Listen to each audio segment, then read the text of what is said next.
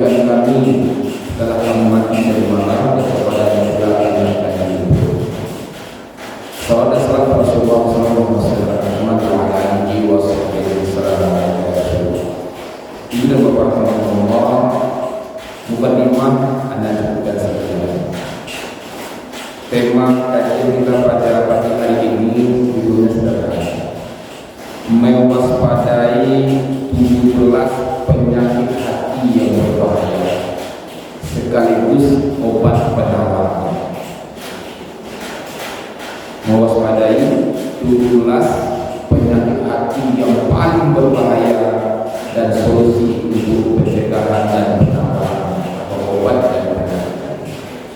Muslim itu sebelum kita bahas ini tadi hujan sebagai tempat hujan juga hujan ini adalah nikmat dari Allah. Biar hujan mendatangkan rahmat, ada adabnya terhadap hujan. Yang pertama ada hujan adalah ketika hujan baru dulu kita baca doa. Allahumma sayyidana, ya Allah berikan kami hujan yang bermanfaat, hujan yang tidak melumpuhkan bangunan, hujan yang tak mematikan tanaman, hujan yang tak membawa penyakit kepada diri kita. Kemudian yang kedua, berbaik sangka dengan datangnya hujan, tidak boleh. Kemudian ketika perlu berbaik sangka, tak boleh mencaci hujan. Contoh mencaci hujan, kalau hujan dulu. Kenapa tuh? Berarti kita tak senang dengan hujan. Kenapa perlu hujan ya? Ada buaya yang sedang berjualan, ada minum badai sakambang hujan datang. Berbahasa dengan bahasa penolakan. Ini dalam Islam dilarang. Sebenarnya apapun yang datang ada hikmahnya. Contohnya juga Allah, anak kajian subuh seperti ini di Masjid Al-Husna di Jalan Durian subuh Ahad. Kemudian pas sudah lupa datang di umpat di dalam lupa. Jadi mandi dari sebuah orang yang ini. Untuk kita kajian dan ada hujan. Setelah kita bicarakan tak boleh mencaci hujan, datanglah jamaah kumpul itu ada jamaah hujan. Ustaz, benar yang saya sampaikan. Dulu saya sempat mencaci hujan. Gimana supaya Pak bisa mencaci hujan? Ya, betul. Saya itu juga di rumah. Jadi saya itu jualan makanan-makanan kecil yang saya harus antar ke luar daerah dan saya harus berangkat itu subuh dan harus sampai di sana jam 7. Kalau tidak sampai jam 7 di sana biasanya jualan saya tidak akan bisa saya dapatkan di toko-toko lagi, toko-toko dan tidak akan lagi seperti itu biasanya. Lalu 10 hari pas banget di tengah jalan hujan lebat. Hujan lebat terus saya bilang ini sebesar Allah dua tempat saya makanan ini pasti tidak akan habis ini. Dan saya akan terpaksa saya harus berhenti di sebuah ruko yang separuh jadi sudah diatap tapi belum ada orang yang menghuni. Dan kembali sana ini saja hujan betul-betul lebat. Nah, saat hujan mulai lebat itu lalu datang satu persatu orang yang melewati sana dan berhenti di tempat ruko yang saya tempati.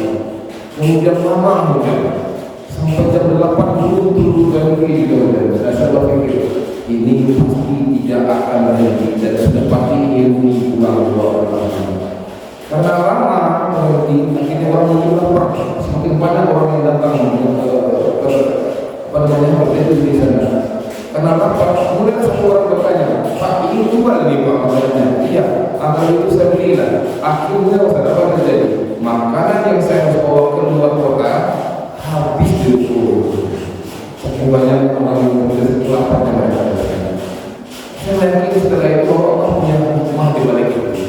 Kadang kita merasa turun saja, padahal itu ada hikmah yang akan itu Allah akan berikan kepada kita. Insyaallah. Kemudian ada hujan adalah ketika hujan setelah bulan baru turun, maka banyak-banyaklah berdoa kepada Allah. Karena doa tak pernah tertolak kalau hujan baru turun. Bahkan semakin kencang angin, semakin lebat hujan harus semakin banyak doa. Karena semakin dekat pintu pengabulan doa itu. Nah, jadi kira-kira pas hujan jam 4, setengah 4 sudah mulai beberapa yang sudah hujan 3, setengah 4 sudah mulai lebat. Adakah berdoa kepada Allah di bawah hujan seperti itu? Insyaallah ya, mudah-mudahan kita bisa. Sudah pada baik kita bicara masuk ke tema awal kita bicara tentang 17 penyakit hati yang berbahaya. Ibu para Allah. Allah katakan dalam Quran fi qulubihim marad, di dalam hati mereka itu ada penyakit. Zadahumullahu marad, dan Allah tambah, maka Allah tambahkan penyakit kepada mereka. Wa lahum adzabun alim, dan bagi mereka azab yang pedih dimakan yang buruk. Dengan apa? Disebabkan apa yang mereka lakukan. Ibnu Qatadah sudah katakan inna fi jasadil, sesungguhnya dalam tubuh manusia ini ada segumpal daging. Idza salihat salihat jasadu. Kalau yang segumpal daging ini baik, maka baiklah seluruh anggota tubuh. Baiklah fasada. Apabila ini buruk segumpal ini, maka buruklah seluruh anggota tubuh. Ala bagian. Ketahuilah kata Rasulullah, yang segumpal daging itu yang membuat mempengaruhi keluar anggota tubuh adalah. Sudah pada Allah. Ibnu Qayyim rahimahullah dalam kitab beliau Da'un kepada Allah, kata beliau, sebagian besar penyakit fisik dimulai dengan sakitnya hati. Pertanyaanlah pada ibu, lihat, kalau hati sudah bermasalah, biasanya mesti kena. Contoh, hati gundah, apa terjadi? Denyut jantung semakin kencang, darah naik ke pundak, kepala terasa berat. Contoh lagi, semakin banyak masalah menumpuk dalam hati kita, semakin sulit otak dan semakin membuat badan menjadi lesu. Kemudian darah meninggi rasanya dan perlu sesuatu yang bisa mengobati sakitnya badan. Artinya di sini hati menyebabkan masalah fisik. Betul saya mulai. Apa yang ada pada tubuh kita banyak dimulai, penyakit itu dimulai dengan sakitnya.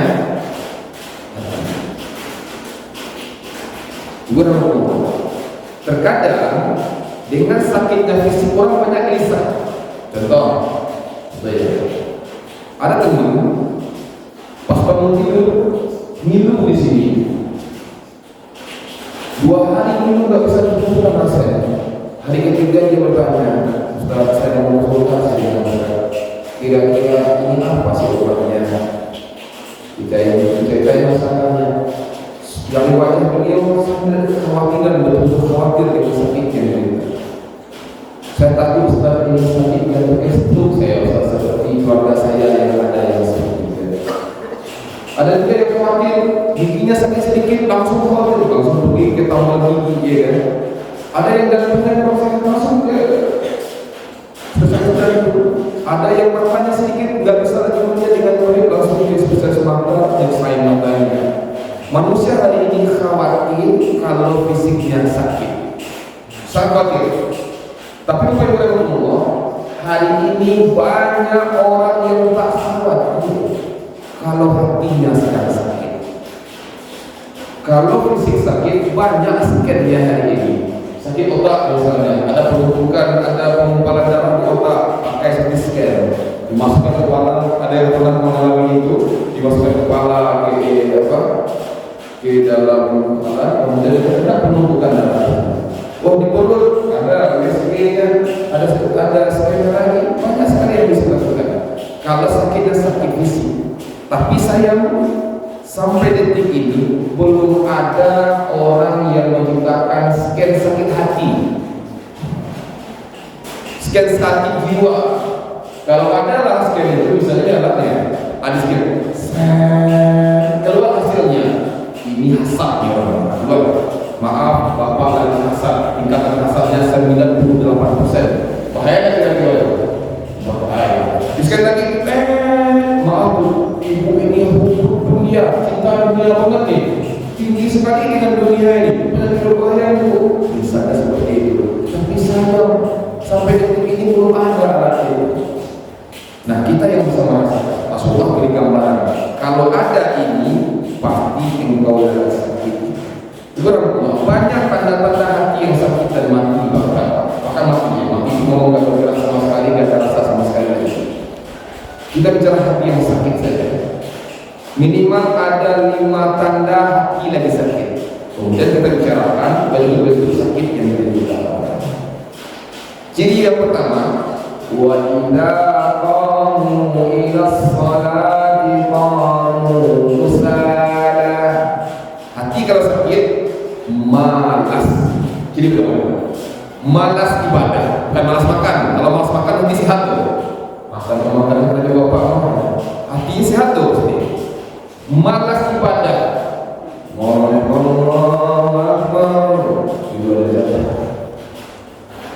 malas ibadah. Kalaupun dia melaksanakan salat, kalaupun dia salat, qamu kusala, salatnya malas, ambil bukunya asal-asalan, takbirnya asal-asalan, Allahu Akbar, badannya di masjid, hatinya sudah di pasar, Allahu Akbar, sempat dia membersihkan motornya, yang ibu sempat memasak, itu salah. Kita bisa menandai itu. Apabila sudah malas beribadah, berarti hati sedang sakit. Apabila tak lagi khusyuk beribadah, terutama dalam salat, maka hati sudah sakit. Maka untuk mengatasi ini, Allah ajarkan doa di waktu pagi. Bagi bapak dan ibu yang sering membaca zikir pagi, katakan Allah, katakan Rasulullah SAW, ada doa, Allahumma inni a'udzubika minal kasali wa su'il ibadah. Ya Allah, aku berlindung kepadamu dari rasa malas dan keburukan di hari tua. Ternyata orang kalau malas pasti buruk hari tua.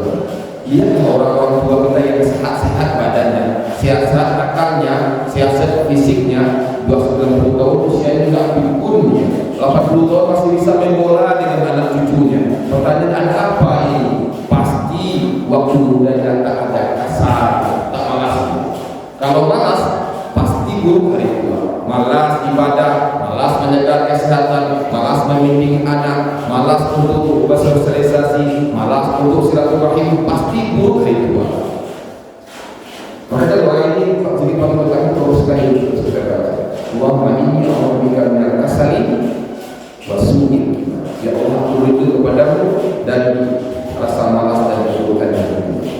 Cari ciri pertama, kalau sudah malas pasti hati lagi sakit. Kira-kira hari ini malas atau tidak boleh? Tidak, insyaallah. Tapi ada masanya, karena al-iman yazid wa yanqus. Iman itu terkadang naik, terkadang dia turun. Ada waktunya naik, di mana tak perlu lagi suruh datang ke ibadah.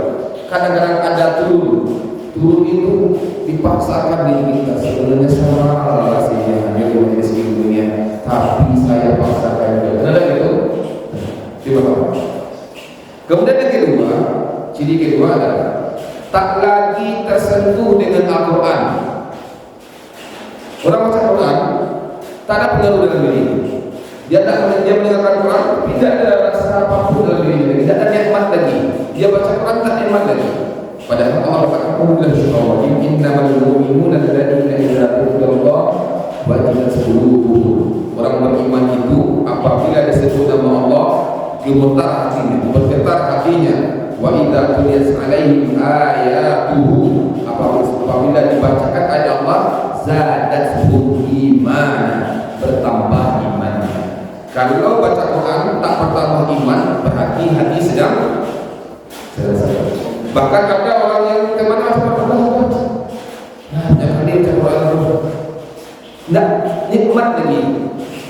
Nah, sekarang katanya hati kita pertanyaan sederhana adalah, hati sudah mulai sakit kalau jauh dari Quran. Pertanyaannya adalah, kapan terakhir kita buka Al-Quran di rumah? Coba. Kalau jawabannya alhamdulillah tadi malam sebelum tidur, berarti ini masih sehat. Yang takutnya kita kapan terakhir buka Quran di rumah ibu bapak? Ramadan yang dulu. Berarti dari Ramadan ke sini artinya sedang sakit. Kira-kira kalau hati sakit ini boleh orang sakit makan kerupuk yang keras? Dia lagi sakit gigi ini. Sakit apa? Sakit gigi. Kasih senjai. Senikmat apapun saja mau tak dia terima. Jika orang sakit tak boleh dikasih. Jadi kalau ada guru anak kita sudah malas baca doa, berarti dia lagi sakit. Boleh keras-keras dengan mereka? Tapi dia lagi sakit. Orang sakit harus menerima, tidak ada orang sakit. Pelan-pelan masuknya, dirangkul baik-baik. Seperti itu. Yang takutnya adalah kita yang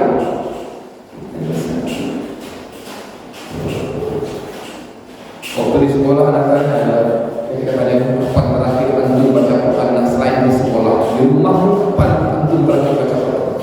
Ada yang jawab, Ustaz, pandemi Ustaz. Itu sudah 3 tahun yang lalu, pertama SMP buka Quran di rumah, itu tidak usah. Itu ngeri banget. Itu ngeri banget itu.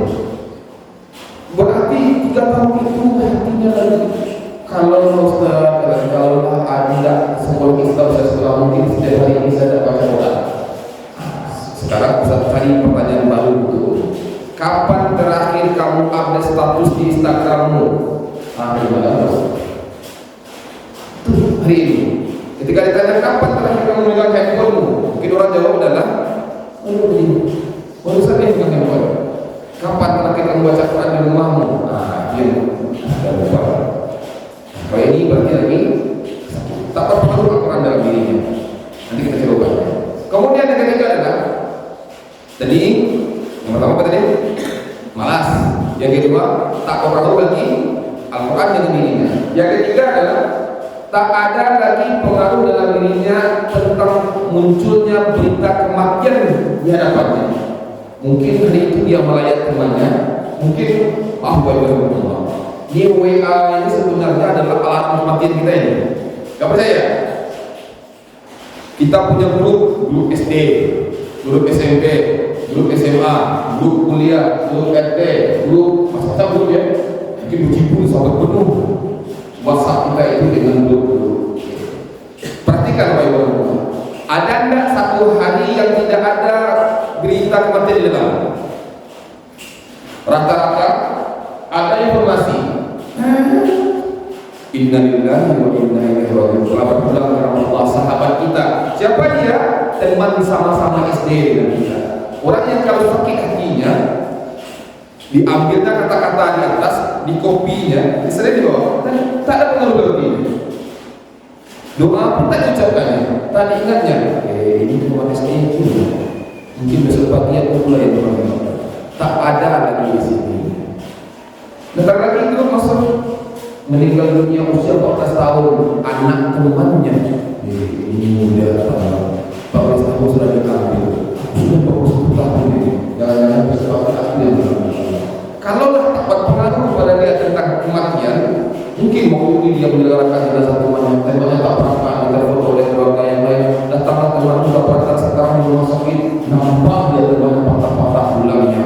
Mungkin selain sebelumnya dalam kondisi seperti itu, tak ada pengaruh dalam dirinya kematian seperti ini, maka hatinya lagi. Jadi kalau baca atau mendengarkan berita kematian sudah getarlah hati kita. Kalau dokter lagi yang ada masalah, berarti hatinya kalau udah lagi tak baik-baik saja. Kita lanjut dulu. Yang keempat, ciri kalau hati sudah sakit maka sudah mendapat kematian adalah lebih cenderung kepada dunia, mengutamakan dunia, sedikit dunia, sedikit dunia. Bapak, kenapa Bapak pergi memenuhi undangannya? Ustaz, kalau kami tak datang, nanti kalau kami mengundang tak datang pula orang ke rumah kita. Itu artinya dunia. Kenapa ibu datang ke majelis taklim? Malu bahwa dah 3 kali kita datang di majelis ibu. Yang keempat nanti dijenguk ke rumah orang. Malu karena orang lain. Apa terjadi? Berarti mengutamakan manfaat dunia dibandingkan akhirat. Terutama dia dunia dan dunia akhirat, maka orang seperti ini hatinya sudah mati. Maka yang sakit itu bukan muncul pada teman. Ada rumus yang diajarkan kepada jika di hatimu Allah besar, engkau besarkan Allah di hatimu, maka dunia akan kecil dalam hatimu. Dan terlalu takut kita menghadapi dunia. Tapi kalau dunia besar di hatimu, Allah pasti kecil. Orang gelisah itu kenapa? 3 hal kan mau disampaikan. Gelisah karena 3 hal. 1, terbelenggu dengan masa lalu. Masih terbicara dengan masa lalu. Ini gelisah. Yang kedua, terlalu khawatir dengan masa depan. Ini tadi ini. Pecinta dunia itu khawatir dengan masa depan. Mungkin gimana ya? Seorang ibu takut kalau sakit kemudian kalau saya mati lagi bagaimana anak saya, bagaimana suami saya? Suami sudah seperti itu. Ini hukum dunia ini untuk itu. Yang ketiga, orang akan gelisah kalau dia tidak bisa menikmati hidupnya hari ini. Sesungguhnya hidup yang kita miliki adalah yang hari ini. Masa lalu tidak akan bisa kita kembali bagaimana caranya. Masa lalu tidak akan bisa balik kepada kita dan tidak bisa kita hidup dengan masa lalu dan masa depan belum tentu milik kita. Ada yang bisa menjamin supaya masih bisa salah satu jemaah di awalnya? Berarti masa depan bukan milik kita. Lalu kapan milik kita? Ya ini yang saya jalani. Ada hari ini nikmati. Oh, bertemu dengan suami hari ini, alhamdulillah. Bertemu dengan anak, alhamdulillah. Dapat nanti makan untuk sedikit dulu, alhamdulillah. Hanya mungkin nanti siangnya cuma telur dadar sama cabai saja, alhamdulillah. Karena inilah hari kita sesungguhnya, yang besok belum tentu milik kita. Baik, orang-orang ini mencintai dunia. Ciri terakhir, orang ini berarti mengenal dunia, berarti hawa nafsu dia dahulu. Ciri terakhir dari orang yang sakit hati dunia, jiwanya selalu gelisah. Kalau banyak curhatnya ke manusia, berarti jiwa lagi gelisah. Kalau jiwa lagi gelisah, berarti iman sedang bermasalah. Kalau iman sedang bermasalah, berarti iman bermasalah. Kenapa bermasalah? Tempat menampung iman, tempat dinamnya iman lagi bergejolak. Itu disebut dengan kalbun. Kalau ada sesuatu yang mudah berbolak-balik. Kalbu itulah sesuatu yang mudah berbolak-balik. Jadi ini misalnya gini, ditaruh sesuatu di sini, ini mudah bolak-balik, dibukakan, bilang tadi, bilang begitulah hati. Detik ini marah, detik berikutnya bisa sayang, detik ini sayang, berikutnya bisa benci. Begitulah hati. Tidak bisa kita menjaga hati kecuali Allah Subhanahu wa taala yang kita menjadi menjaga hati kita. Maka ada doa, ya muqallibal qulub, wahai pemilik hati, tsabbit qulubana ala dini. Tetapkanlah hatiku dalam ketaatan dan agama. Yang bisa mengizinkan hati kita tetap di hati kita adalah Allah. Pemilik hati itu bukan kita. Pemilik hati adalah Allah. Nah, lalu bagaimana? Kalau orang gelisah, yang menenangkan diri adalah iman. Kalau iman tak ada di hati, semuanya gelisah. Gimana nih balas ibadah? Gimana nih? Masya Allah, segala macam masalah menumpuk otaknya. Tidak bisa dipisah-pisahnya. Kenapa? Karena saringan itu adalah iman. Kalau iman sudah ada di hati itu tenang. Tapi kalau iman itu tak ada menginap di hati itu bergejolak. Dan hati yang sakit tidak bisa kita dapatkan iman, ditolaknya iman. Dia bergejolak. Ketika iman sudah pulang, inilah kehidupan dari kehidupan dari kehidupan. Anda baca mudah sekali apa yang disampaikan oleh Syekh Asy-Sya'rawi. Mereka imam, anda mengingatkan Allah apa ini? Apa yang disampaikan? Apa kata beliau ini? Sesungguhnya tidak ada seorang manusia pun yang mampu memahami dirimu seperti Allah memahamimu. Ulang namanya. Sesungguhnya kata beliau, tidak ada seorang pun yang mampu memahami dirimu seperti Allah penciptamu memahamimu, termasuk orang-orang yang kamu sayangi dan orang-orang yang terdekat denganmu. Ada suami istri 40 tahun menikah, karena lama masih ada apa sisi yang tersembunyi dari suami dan istri. Dan sebaliknya, pasti ada sisi hati yang belum terungkap dari istri kepada suami. Kalau kata Rasulullah, tidak bisa, tak seorang pun yang mampu memahamimu seperti Allah memahamimu, termasuk orang terdekat denganmu. Kata beliau, Allah memahamimu ketika engkau meminta kepada Dia, engkau berbicara atau engkau diam kepada Dia, Allah tetap memahamimu. Bahkan kata Syekh Asy-Sya'rawi, ketika engkau tak memahami dirimu, Allah tetap memahamimu. Bapak Ibu, ada kadang-kadang kita dan lebih terendah dari kita. Di waktu itu memang tak ada lagi harapan. Sudah semuanya serah hidup kita, serah berjalan apa ada. Pernah kita yakin pernah semua orang punya titik terendah kehidupan di mana semua orang tak bisa minta menolong dia hidup sendiri rasanya dia bersempit, dadanya sesak. Kata Syekh ketika engkau seperti itu, Allah tak pernah meninggalkan, Allah tak memahami. Maka orang yang gelisah adalah orang yang pasti ibadahnya sakit. Imannya cukup rendah. Tidak usah sebelum 15-20 ciri orang yang sakit jiwanya, sakit hatinya. Satu, kalau malas ibadah. Dua, mungkin kita ada berani. Yang kedua, nah yang ketiga saja. Yang kedua, mengutamakan dunia. Ketiga, jiwanya selalu gelisah. Yang keempat, tidak lagi peka dengan kematian. Yang kelima, tidak lagi tersentuh dengan Allah. Dia berbanding lurus.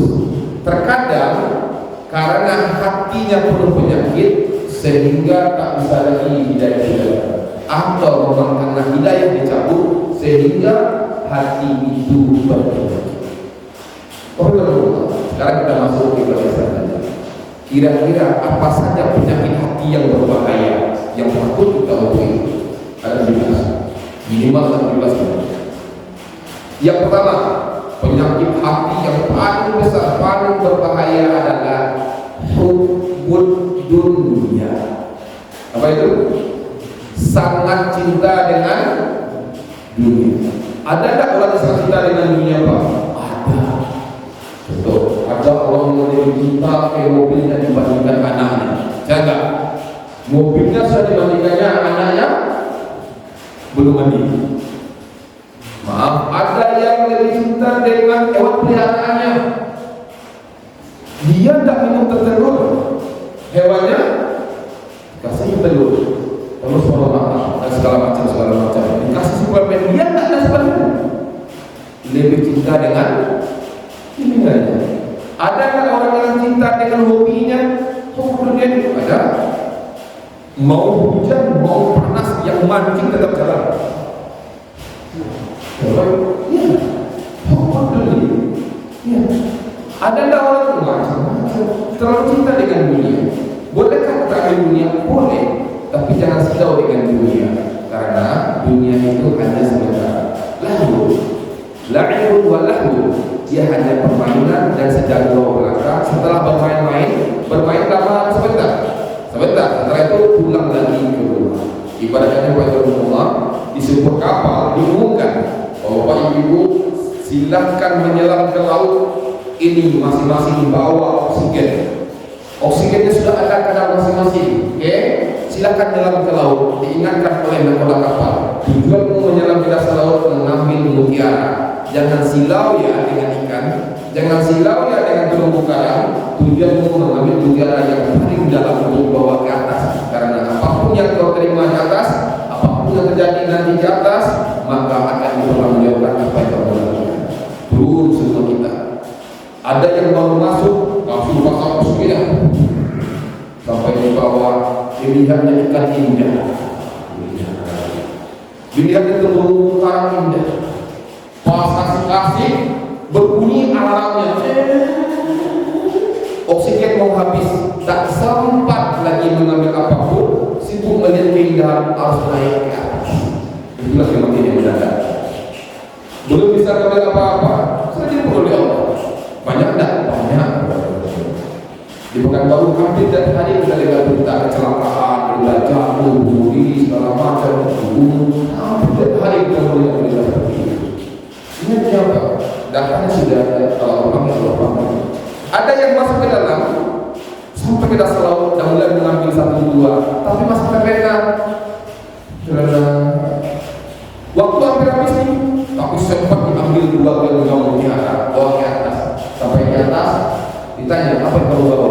2 gelombang. Cuma ini yang kamu bawa. Waktu rupanya penyesalan bagi orang yang membawa.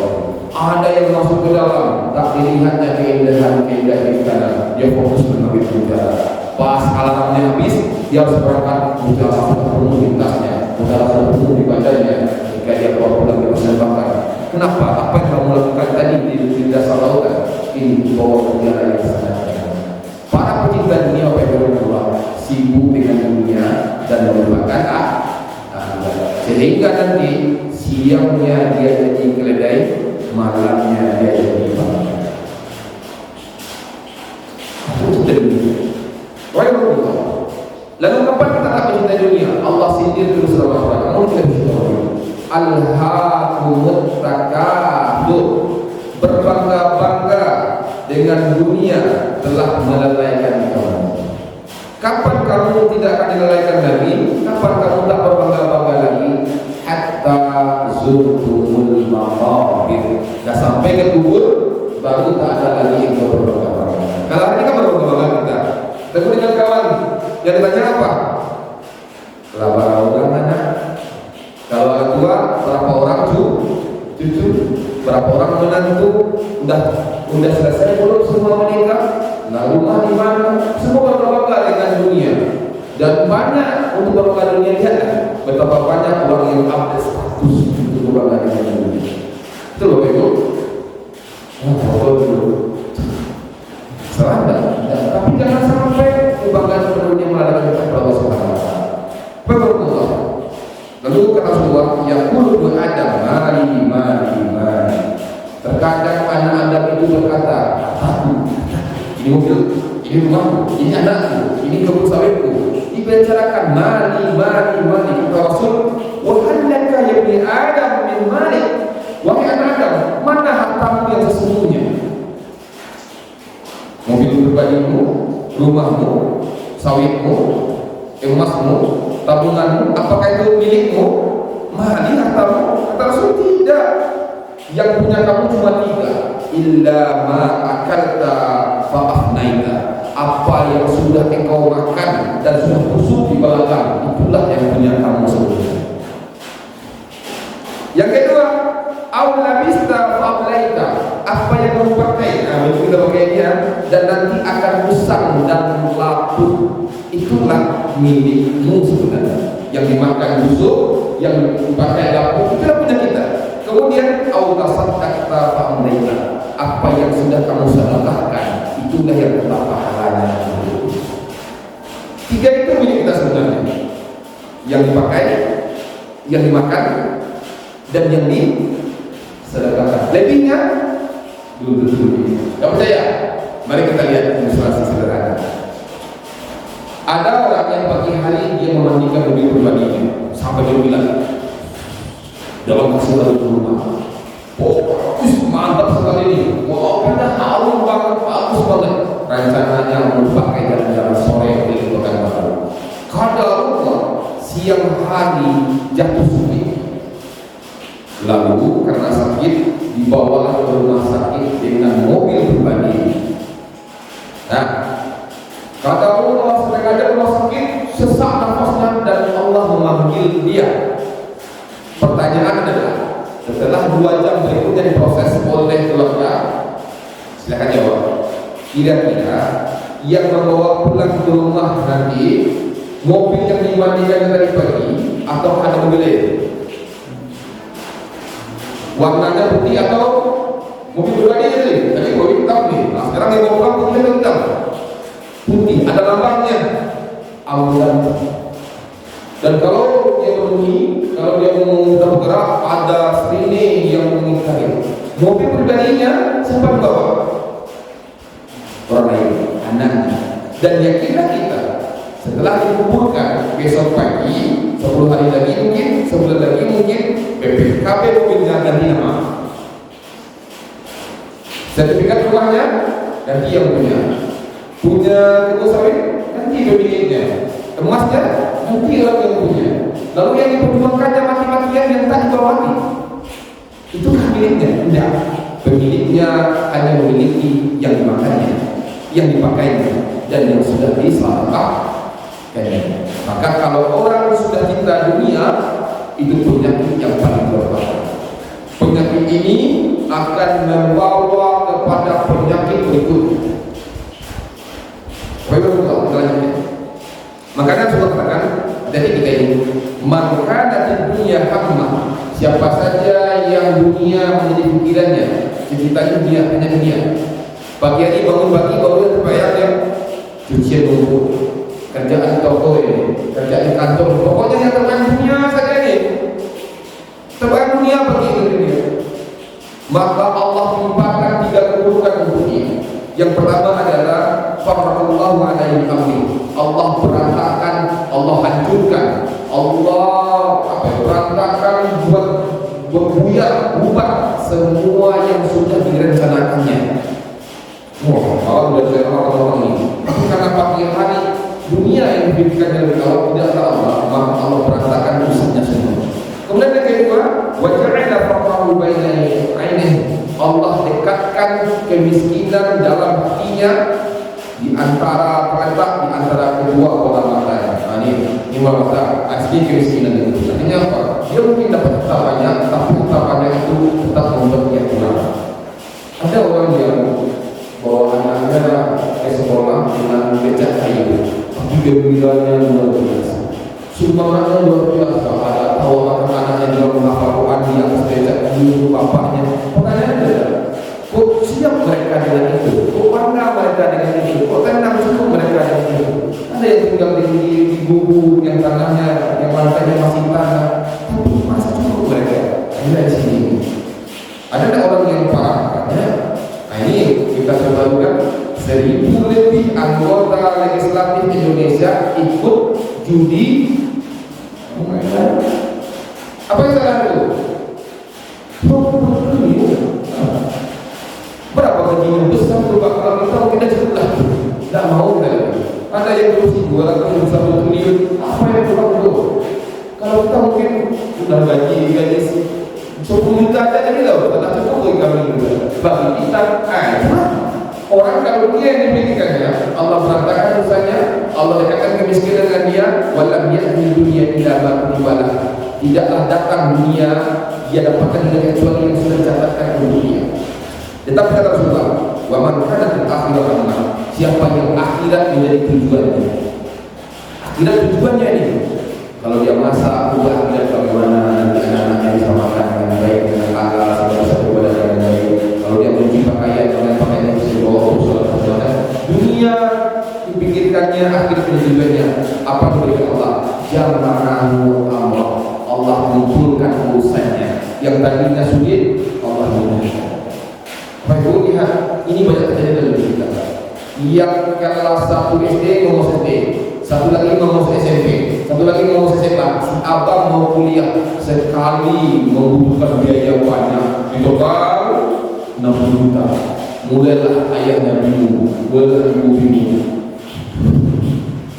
Gimana? Sebenarnya kalau nggak bisa ibu bayarkan ayah nggak apa-apa ya. Mungkin tahun depan saja kamu kuliah ya. Ada seperti itu. Bahkan teman kemarin, Ustaz, anak saya lulus di kedokteran Ustaz. Saya apa Ustaz? Ustaz? Senang kami mulai kemudian SNBT namanya kan. Terima kedokteran. Setelah itu 10 menit mulai kami melamar Ustaz. Berapa biayanya? 13 juta. Minimal 8 juta untuk kedokteran. Gimana biayanya? Mulailah kami percaya Bapak Ibu Allah, kalau akhirat tujuan kita jadikan anak kita sukses untuk mendapatkan Allah, ada aja jalannya. Bahkan bagi orang-orang Allah, setelah jalan itu selesai, kembali rezeki kita normal. Contoh Bapak Ibu, ini ada cerita. Ada seorang penjual sayur, sepasang suami itu penjual sayur. 4 anaknya sarjana semua, bahkan ada yang semua. Jual ke sayur pasar, tapi di sana ada yang bilang sayurnya wah laris banget. Dibuat perkiraan dia. Setelah dibawa pasar habis, setelah anaknya sarjana semuanya, jual satu lagi, penghasilannya pas hanya untuk dia dan suami saja lagi. Oh, itulah caranya Allah menempatkan. Ya, sabbi isma rabbikal a'la. Maha suci Allah Tuhanmu yang maha tinggi. Alladzi khalaqa fasawwa, yang telah menciptakan kamu dan menyempurnakan penciptanya. Walladzi qaddara fahada, dan yang telah qaddara fahada, yang telah memberikan takdirmu masing-masing. Kadarnya sudah ada, fahada, lalu dia berjudul untuk jalan takdir. Maka Allah, jangan pernah kita coba-coba bermain dan hidup di takdir orang lain. Andai saya punya mobil kayak gitu ya, jangan pernah coba-coba, karena kadarnya sudah ada. Kata Allah, kamu nggak cocok seperti itu, kamu cocoknya begini. Dan jangan pernah berharap punya kadar seperti orang lain di bawah kita. Mungkin kalau ini enak ya, tidak ada hutang seperti saya ini. Ini saya pengusaha, hutang saya mana ya? Sungguh kalau saya ini untuk hidup kepada seluruh. Dan jangan pernah berharap seperti ini yang tidak kuat kita campur sawah, campur ladang, sawit setiap pagi. setiap sore hitam mengkilat di tengah padang. Kalau tidak kuat karena bagi Allah sudah ada takdirnya masing. Nah, para pecinta dunia tidak bisa menerima itu. Dia paksakan dirinya harus hidup di takdir hidup orang. Baik. Jadi penyakit hati yang berbahaya pertama adalah sangat cinta dengan. Yang kedua, lain. Anda lupa bahwa ada kita punya ingat jauh logam kita ya logam ada dua sisi kan, induknya hukum dunia. Kalau hukum dunia masuk di hati, tak sampai di sini harta itu masuk di sini, udah, maka muncul dua penyakit sekaligus berbahaya dan penyakit ini mematikan. Penyakit ini dinamakan kepada Allah Subhanahu wa taala dengan istilah asyuhha, syuhu, wa man yukashuhu nafsi fa ulaika humul muflihun. Siapa yang selamat dari penyakit syuhu? Apa itu syuhu? Syuhu itu gabungan dua penyakit. Satu, sebelah sininya ada namanya qama, rakus. Kalau berhadapan dengan orang yang sama, kita punya perjanjian, kita punya MOU kerjasama di perusahaan atau kerjasama dagang kan. Kalau dia sama, modalnya sekecil-kecilnya untuk sebanyak-banyak. Kalau bisa untuk kita itu milik dia itu. Orang yang sama paling berkorban. Jelas dia beli rumah, dua tanahnya, dua petak, usaha. Kita cuma separuh bidang dibeli, diambil pula dalam $19. Kita beli, enggak apa dulu sih, enggak saya ini, saya minta dari sini. Padahal itu banyak, karena mau pula bertekad sampai pengajar dan melakukan dua dari samping. Namanya apa? Fama. Bahaya ini. Kenapa fama muncul di dunia?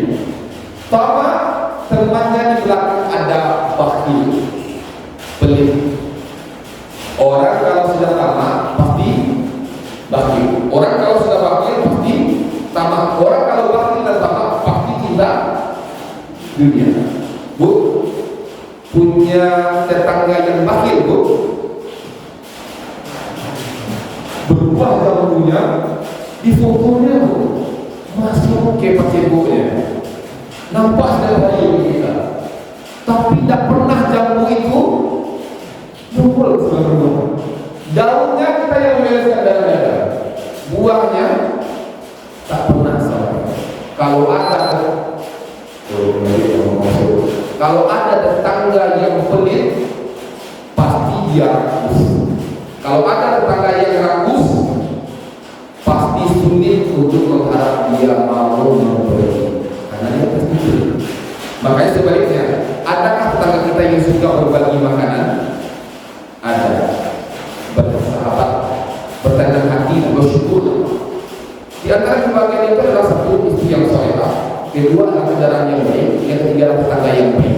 Tiga itu kita miliki bagian dari itu. Kendaraannya sudah baik, alhamdulillah. Istri sudah salehah atau suami sudah saleh, alhamdulillah. Yang ketiga adalah tetangga baik, itu apa dunia? Ya, maka Rasul katakan, khairukum man yut'imul ta'am. Sebaik-baik kalian adalah orang yang terbaik itu adalah orang yang suka berbagi makanan. Ini sederhana, tetangga yang baik adalah suka dia berbagi makanan. Kira-kira kita di rumah sudah jadi tetangga yang baik dan tetangga kita.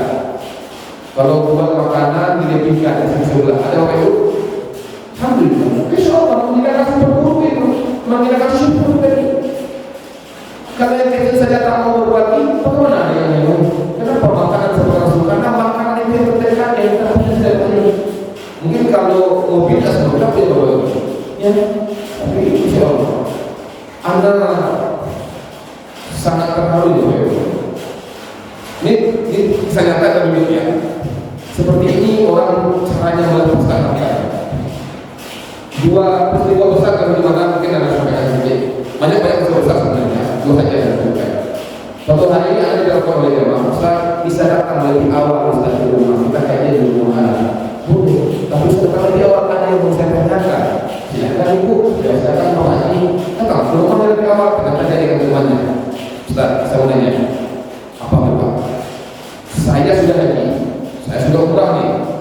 tabungan saya ada, istri saya sudah haji, produk saya sudah haji semua, sudah umroh. Kalau saya berangkat umroh lagi boleh tidak? Boleh. Apakah saya dapat pahalanya Ustaz? Apa? Besar pahalanya besar. Tapi kalau saya tidak berangkat umroh, saya umrahkan orang lain, saya dapat pahalanya tidak? Apa? Orang lain berangkat umroh dapat pahala, apa umroh yang pahala besar bukan? Apa yang memberikan dapat pahala? Kalau begitu Ustaz, sini KTP Ustaz. Sebentar, saya bikin apa? Saya bilang, Ustaz pernah saya bikin apa? Pak, KTP saya, paspor saya ada di urutan Jepang dan Korea. Saya mau berangkat bulan ini ke Jepang. Jadi kalau di Monas saya dapat, alhamdulillah saya dapat juara satu guru sertifikat nasional. Jadi di bawah pendidikan dari Jepang dan Korea Selatan. Jadi sana, nah setelah Bapak pulang baru bulan besok kita berangkat ke Monas. Kapan Bapak berencana? Semenjak saya bertemu dengan Ustaz pertama kali 4 tahun yang lalu, saya kabur uang sini dan saya lihatkan keputusan bahwa hari ini cukup uang ternyata 30 juta lebih untuk berapa. Pertanyaan seluruh ditanya, bahkan yang lebih dahsyat oleh Allah ada yang sampai sering kisah beliau setelah beliau meninggal terungkap semuanya. Apakah keterangannya itu belum seberapa tahun kan? Beliau ini kerjasama dengan perusahaan travel juga ada jadi. Tapi yang mengabarkan kesaksian itu kan dana pribadi beliau, tabungan pribadi beliau, dana pribadi ini sudah sekali. Kalau dia kerjasama dengan perusahaan dan travelnya ini, di dalam 10 orang yang dibawanya petunjuknya travel dia bawa ajak ke rumah itu dapat 1 gratis. 1 hari dia bisa mengajak 40 orang keluar. Berarti berapa kan? 4 orang itu 30 juta. Berapa juta? 120 juta. Terus kemana? Diambilnya uang sedekah. Ya, sedekah itu dikumpulkannya semua kembali yang berapa umur? Dibagikannya. Ini uang untuk berangkat, untuk di Madinah, tempat uang yang bisa. Saya protes pagi, kenapa kita hak pagi ini? 4 orang loh, 30 juta loh. Ini apa yang bisa bertahan? Kenapa tidak mau? Apa dia bilang menjadi? Luar biasa. Jadi kalau itu kurang nih bicara apa dia bilang menjadi? Pak, saya dulu berangkat haji, berangkat umrah sunnah, dan saya tak ingin orang lain merasakan hidup seperti ini. Saya ingin berangkat umrah merasakan senang, bahagia, nyaman, merasakan nikmat untuk berziarah ke makam Rasulullah. Gak bisa kalau ini. Kalau orang lain apa itu? Sudah boleh membantu. Boleh bersyarat. Baik teman. Jadi apa tadi? Gak bisa apa tadi? 1 sama. Yang kedua adalah pelit. Induknya adalah hukum dunia. Ada kalau berbagi makanan hari ada yang dibaginya foto makanan. Dan loh. Sampai ke ibu di kampungnya, ibunya tak pernah makan seperti makan anak-anaknya. Sampai ke saudaranya di Pulau Jawa sana, tak pernah mencicipi keberhasilan. Ini luar biasa. Jangankan saudaranya, tetangga sebelah rumahnya saja tak dapat makanan yang dibutuhkan. Ini tidak sebaik-baik orang ya, seluruh orang ya. Baik, lanjut. Penyakit ketiga muncul, maka akan muncul penyakit keempat. Namanya kufur nikmat. Orang kalau sudah bakhil, orang kalau sudah tamak, pasti kufur nikmat. Ibu di pasar tadi beli rambutan, ingat tetangga sebelah rumah, dia suka kasih rambutannya. Tapi sayang tetangga ini dari dulu kufur nikmat. Dikasih 1 kilo, kita 2 kilo di rumah kita. Pernah nggak kejadian seperti ini? Apa jawaban dia? Cuma ini aja,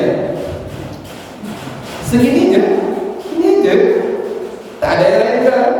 Ini aja. Kita ada capek di pulang kampung bang, misalkan sanjay itu kayak pulang, bagi tengah sini tengah. Yang lain kita bilang masya Allah, cepat-cepatnya itu kembali oleh saya padang di dalam bahagia deh. Yang satu ini yang ada bakhil, yang ada tadi apa? Tamak, yang hubungannya tinggi, ketika dikasih Lama di kampung cuma ini. Yang paling parah kalau itu adalah pasangan hidup seperti itu. Kalau pasangan hidup seperti itu, Dede, baca deh. Iya jawab. Pasti penyakit, pasti lagi sakit. Ambil kepalanya, bacakan doa. Oh, tidak bisa doa. Oh itu bang, mulai sakit. Sakit berat. Kufur nikmat. Siapa yang tak pandai berterima kasih kepada manusia, dia tidak akan pandai bersyukur kepada Allah. Nah, insyaallah meraih bapak inna dalam syukur. Siapa yang bersyukur, aku lama yang mampu kepadanya. Dan siapa yang tidak pernah bersyukur, aku lah lama yang mampu. Atau bukan. Tapi Allah terkadang kita manusia tidak seperti itu. Tapi kepada Allah banyak. Ya Allah, syukur ya Allah. Ya Allah, banyak kita merasa syukur. Saya belum bersyukur. Padahal ibadah itu sedikit, sedikit. Ayo Allah, terjadi ya. Terakhir aja mungkin. Penyakit hati terakhir adalah hasad. Orang kalau sudah tamak, sudah iri, kumpul nikmat, muncul kebenciannya. Hasad itu ada tingkatannya. Satu, tingkatan paling parah adalah dia kepingin nikmat yang dimiliki orang lain pindah kepada dia dan orang itu tak punya nikmat sama sekali. Itu hasad paling tinggi itu. Orang beli mobil, gitu. Orang beli sepeda motor, dia ada rumah. Orang beli mobil, dia namanya rumah sakit. Orang beli rumah baru lagi, dia meninggal dunia tuh. Gitu, begini dan begini. Nah, hasad paling tinggi adalah kalau bisa mobilnya pindah ke rumah dia dan orang itu hilang mobil. Hasad tingkatan kedua adalah dia ingin dapat seperti punya orang, tapi ganti orang itu tak usah hilang. Nah, kalau saya ingin seperti itu, tapi dia langsung aja dulu. Hasad hanya boleh untuk dua orang. Satu, orang yang diberikan Allah harta yang banyak, kemudian harta yang dimanfaatkan untuk sedekahkannya, iri kita dengan itu. Boleh. Kayak teman-teman tadi, karena ini itu, dia bisa mengumpulkan orang dengan 30 juta, lepas lagi yang lepaskan itu. Ya, bahkan sekitar katakan ini pengalaman. Setelah meninggalkan anak didapat oleh anaknya dari Inggris, saya sudah sampai bukan baru saya membawa bahwa bisa. Berapa ibu saya dapat, berapa saya dapat, berapa saya dapat. Saya bagikan. Ibu sekian ibu karena si suami punya anak laki-laki itu dapat 1/8. Si anak laki-laki segini. Tahu nggak? Apa jawaban anaknya ini? Dan saya sepakat juga. Semua harta kami, hak kami lepaskan. Semuanya sekarang milik ibu. Ada tidak anak saya yang baik? Jarang. Kemudian setelah itu dia bilang ini, Ustaz, saya menemukan buku piutang ayah saya banyak. Ada yang 100 juta, ada yang 20 juta, orang hutang ayahnya, ada yang 5 juta. Bahkan tidak ada 10 juta, kita mulai yang hutang teman-temannya. Kalau saya lepaskan hutang ini Ustaz, dapat pahala ayah saya, dapat. Kalau begitu setelah ini saya akan menemui orang-orang ini hanya untuk melepaskan hutang mereka dari hutang kepada saya. Kita punya masing-masing. Pak, apa hutang yang saya dulu ya berapa juta kemarin saya. Ada tak anak saya dulu? Tidak. Begitu. Pasti ayatnya orang yang soleh menurut kepada anaknya yang soleh. Mungkin itu saja dulu kita sampaikan. Baru 5 yang kaki bapak yang sampaikan dari 17 yang sangat berbahaya. Pertama apa tadi? Hukum dunia ibunya, lebihnya bawahnya adalah fama. Teman fama itu adalah belit. Di bawahnya adalah kubur nikmat. Kalau sudah hukumnya sampai ke 4 ini, maka muncul penyakit yang kelima. Namanya hasad atau diri atau dengki. Maka hati-hati. Kalau orang sudah tamak, kalau orang sudah pelit, pasti di hatinya ada dengki. Sederhana itu analisis ini. Kita sampaikan kepada beberapa semua. Mudah-mudahan ini bisa kita jauhi sehingga hati kita sehat. Sehat insya Allah sampai meninggalkan Allah kalau kita kita Allah berikan kita dari kesehatan hati prima sehingga ibadah semangat diberikan dan sebagainya insya Allah. Terima kasih atas perhatian. Mohon maaf atas kekurangan dan yang tertulis. Semoga Allah berkati. Sudah lagi. Assalamualaikum warahmatullahi wabarakatuh. Insya Allah kita lanjutkan.